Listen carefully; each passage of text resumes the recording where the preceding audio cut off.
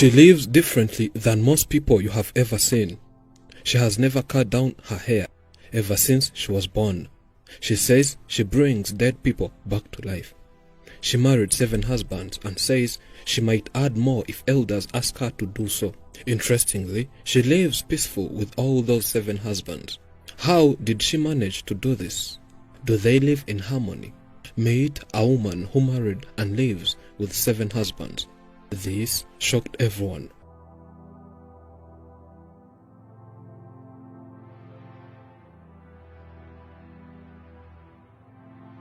Marriage is legally or formally recognized as the union of 2 people as partners, mainly a man and a woman. In many cases, we have always heard of a man marrying more than 1 wife.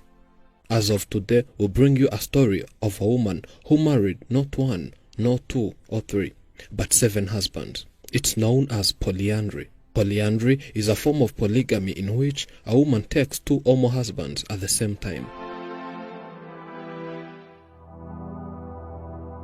She's a traditional doctor, meaning she gives people traditional medicine. Traditional medicine is the sum total of the knowledge, skill, and practices based on the theories and beliefs and experiences indigenous to different cultures, whether explicable or not, used in the maintenance of health as well as in the prevention, diagnosis, improvement, or treatment of physical and mental illness.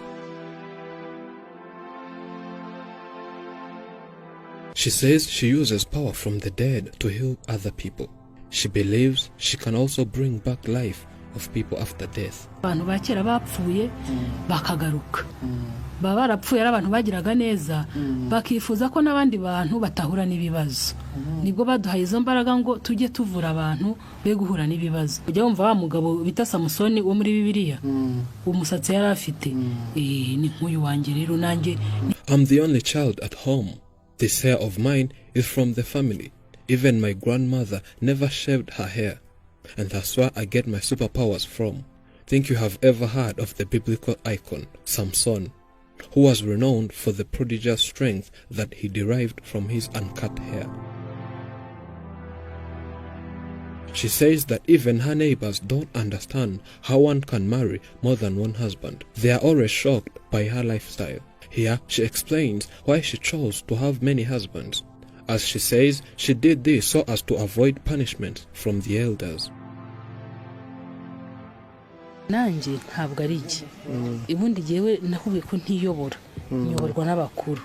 Kuba n'abagabo benshi rero n'abakuru babintegetse. As you know, I don't control myself.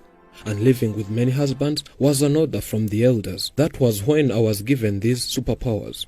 The elders commanded me to make sure and produce more and more children. And I was told I should not have more than 1 child on 1 man. And that explains the reason why I had to marry more than 6 husbands.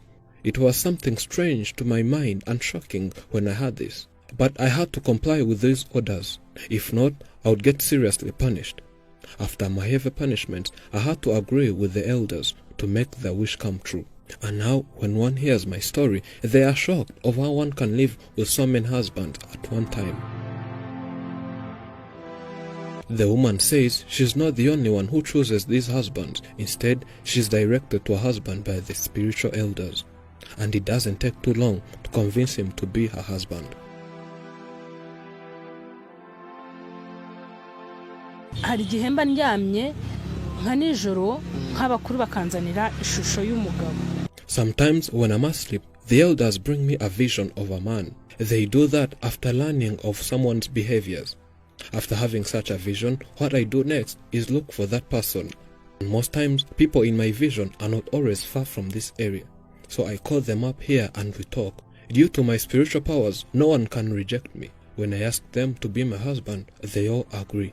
No one has ever rejected my proposal. When asked if they all live in one house, she says no. Instead, she built houses for each of her husbands. So far, she has built 7 homes for these 7 husbands. And she adds that if the elders tell her to marry more, she has no problem of having more than 7 husbands.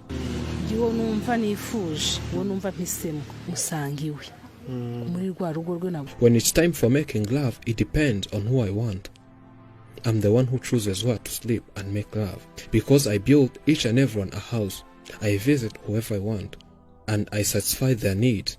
There is no husband who has ever complained about anything, and none of them can dare try cheating on me.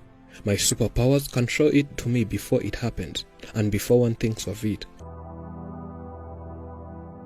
And I have a timetable for each and everyone.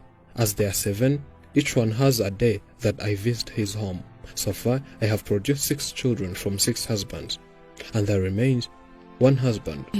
hanze nyine abantu barantinya fasa umugore bana n'abagabo gutya. People out here fear me so much that they can't even talk to me. They wonder how I live with all these 7 men, and wonder how they have never ever had a single quarrel between us. But I'm just a normal person like anyone else, though my superpowers can protect me and there is no one who can attack me. We took time and talked to the 7th husband, as others were busy doing other activities. He tells us what it feels like becoming a husband to someone who has more and more husbands. Ntabwo twakundanye igihe kirekire ariko haciyeho urukundo nta bantu bashobora kubana nawe urabizi ndakunda. Well, we did not fall in love for so long. She's a doctor here. She has treated 1 million sick people, and we all love and cherish what she does. Once she took the phone, called, then invited me to her house, and then proposed me and said she wants me to be her husband. It was time for me to make a family, so I was happy for the proposal and then said yes. She's doing well and doing everything for us, and surprisingly, having other men here increased our love for each other. We don't have jealous for one another. One of the reasons we love her so much is her kindness and care. She respects us and treats us as men, which is different to what other people say.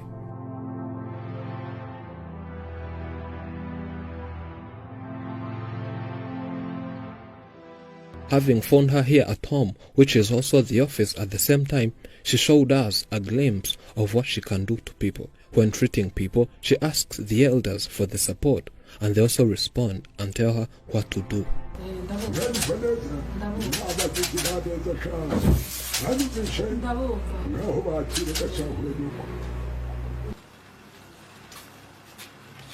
Muje kwivuza mwembi cyangwa niwe wenyine?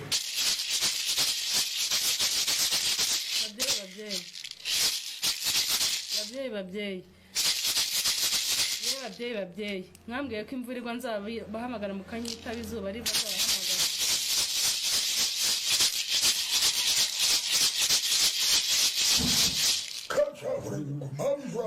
Muraho data, muraho.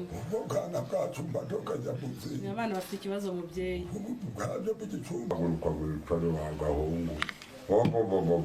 Koze mubyeyi.